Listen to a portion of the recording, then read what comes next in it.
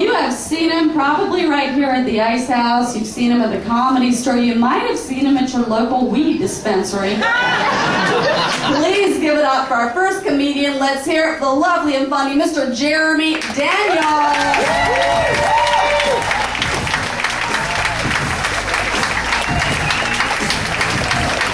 How's it going, Icehouse? My name's Jeremy Daniel, and let's get this out of the way. I fucking hate hecklers. The worst heckler I ever had was in a little town called Eugene, Oregon, where I happened to piss off the only drunken Republican in a bar full of liberals. And it was fun. Turns out I was doing my Sarah Palin rap, which included the lines, "I'm looking at Russia from her patio. Todd ain't home, she's giving me fellatio." And he winks out, "Whoa, you got a thing for Sarah Palin?" I was like, "No, but I got a thing for your mom." Okay, I didn't say that. It was like my second time ever performing comedy, so I didn't have no snappy comebacks. But I did this bit about me pulling out my dillywhacker in church.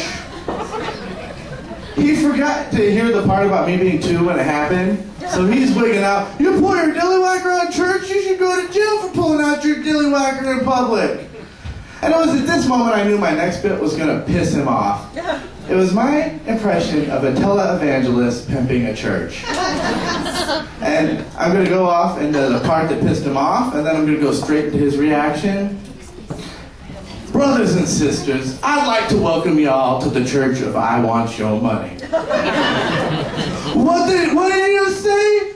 "The fear of the Lord is the beginning of wisdom." And at this moment, he comes charging the stage, swinging at me. And all of a sudden, my friends luckily were there to keep him from getting on stage. But it was at this moment I realized he had no hands.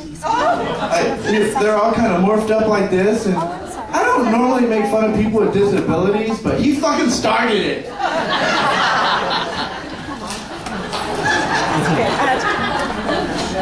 And tell me, really, how intimidating is a guy trying to charge the stage saying, "I'm gonna kick your ass"?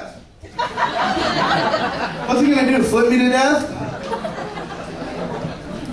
I lived in Alaska for 20 years. I worked at this place called the Carlson Center, which set up all the university hockey games and the concerts. And I set up an Ozzy Osbourne show, and we have to supply them with whatever they want for them to, well, I didn't, because they'd be shit out of luck if I had to, but he wanted an exercise bike, a bowl of bats, okay, I made that last one up, and a doctor to administer a shot of 100% adrenaline. And he steps out of the van, "Sharon! Sharon!" Which was funny because Sharon wasn't even there. And he gets his shot of 100% adrenaline, jumps up on stage. "I'm going off the rails on a crazy train." Yeah, I know, Ozzy. And he gets off stage, just a shot to combat the adrenaline. And he walks by me.